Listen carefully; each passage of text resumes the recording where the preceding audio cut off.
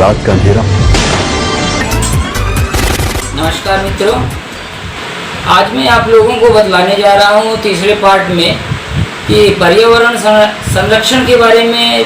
पर्यावरण संरक्षण अधिनियम 1986 के बारे में पिछली बार मैंने चर्चा की थी। आज का हमारा टॉपिक है कि पर्यावरण संरक्षण में रेत उत्खनन की भूमिका। तो कुछ चीज़ें हैं, मोटी सी हैं, जो कि शायद आसानी से समझाने का प्रयास करूंगा ताकि आप लोगों की समझ में आ जाए। क्योंकि ग्लोबल वार्मिंग का बढ़ना, ओजोन परत में छेद का होना और वायुमंडल की परतों की हानियां होना, ये सब पर्यावरण प्रदूषण के ही प्रभाव हैं। तो राष्ट्रीय हरित न्यायालय ने बहुत पहले से ही नदियों से रेत के उत्खनन पर लाइसेंस का भी प्रावधान बनाया था और प्रतिबंध का भी प्रावधान बनाया था, बहुत पहले ही। हम कहते हैं कि 1950 में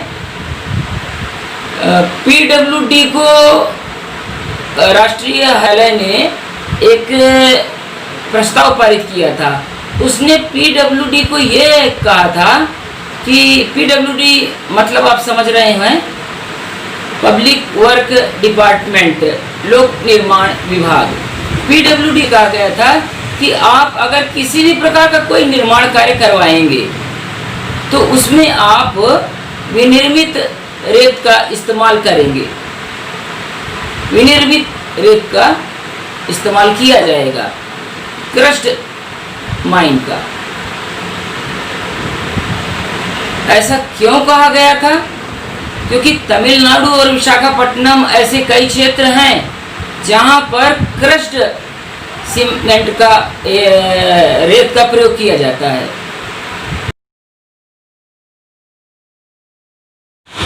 तो अब अवैध रेत खनन से सरकार को भी प्रतिवर्ष हजारों करोड़ रुपए का घाटा होता है।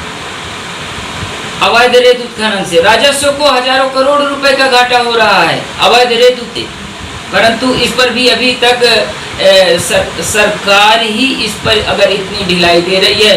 मैं ढिलाई इसलिए कह रहा हूँ क्योंकि जब भी रेत वाले ट्रक ये पकड़े जाते हैं तो इसमें उत्खनन का नियम तो बना लिया जाता है कि अवैध उत्खनन करते हुए पाया गया, टीपी नहीं था, एटसेट्रा एटसेट्रा नहीं था।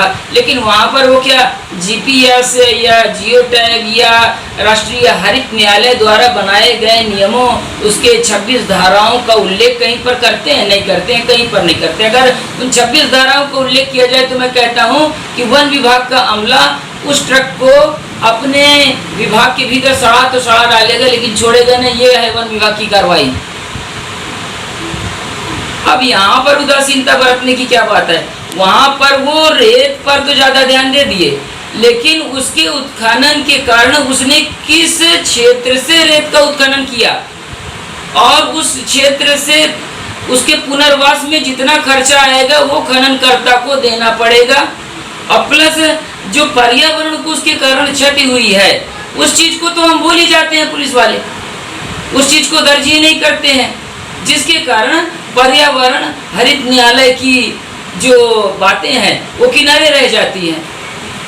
अब आगे अगर इसी तरह से हम करते जाएंगे तो स्वतः ही विनाश को निमंत्रण दे बैठेंगे और कभी न कभी हम स्वयं ही देख लेंगे कि एक न एक दिन जो 1950 में बतलाया गया, उदाहरण के लिए मैंने बतलाया था कि क्रश्ड सैंड का उपयोग किया जाए, यानी कि पत्थरों को पीस करके जो रेत बनाई जाती है, जैसे केरल और तमिलनाडु।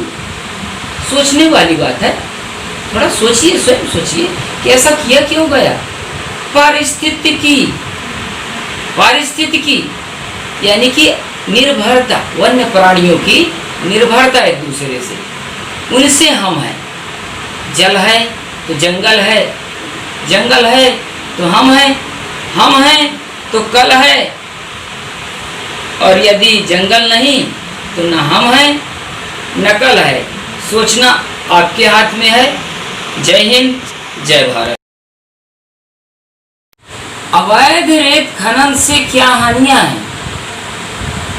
अगर इस बात को आप लोग पूरी तरह से जान लेते हैं, अगर ये बात आपके दिमाग में पूरी तरह से अच्छी उतरती है तो इसको समझने का प्रयास करिएगा।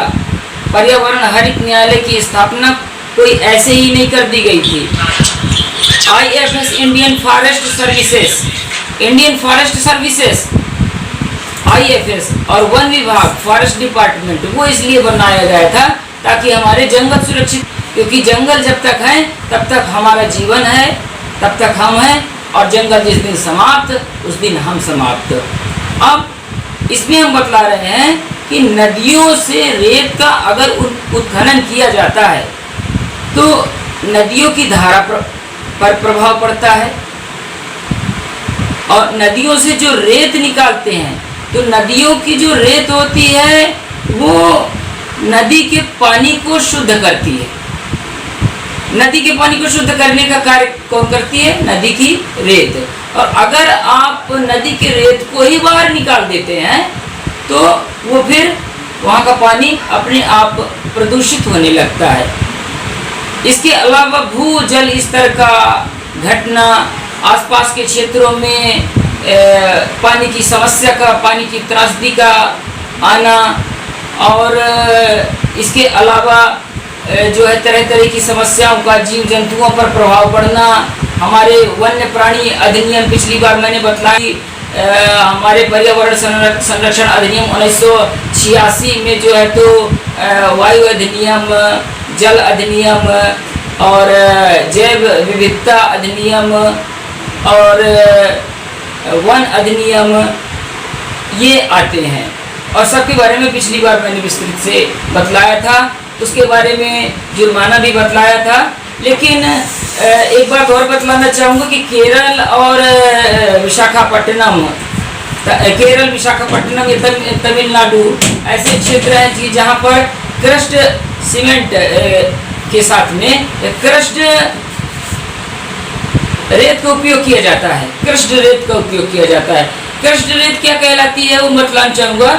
क्रस्ट रेत है, कहीं से मोटे मोटे पत्थर लाए जाते हैं, बालुई पत्थर लाए जाते हैं, उनको क्रश किया जाता है, उसके बाद में जो है उसकी रेत बना करके सप्लाई की जाती है, जिसके कारण नदियों से रेत का उत्खनन नहीं हो पाता। क्योंकि अब वो पूरी तरह से प्रभावित हो चुका है, तब लास्ट में जाकर के निर्णय लिया गया कि हमको विनिर्मित रेत का प्रयोग करना है।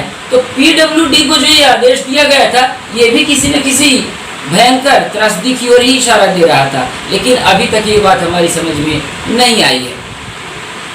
अब आगे अगर चलेंगे हम तो हम ये बतलाएंगे कि हमारे पर्यावरण संरक्षण अधिनियम में धाराएं कितनी होती हैं।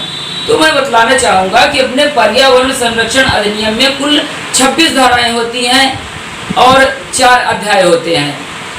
26 धाराएं और 4 अध्याय, जिसमें कि ये इन बातों का उल्लेख रहता है कि हम अगर किसी भी अवैध वाहन को या जंगल से अवैध तस्करी करते हुए पकड़ते हैं या फिर रेत की तस्करी करते हुए पकड़ते हैं, जंगल की सीमा में आने वाले, हालांकि जल अधिनियम वहीं पर कर दिया 1974 वाटर एक्ट का उल्लंघन।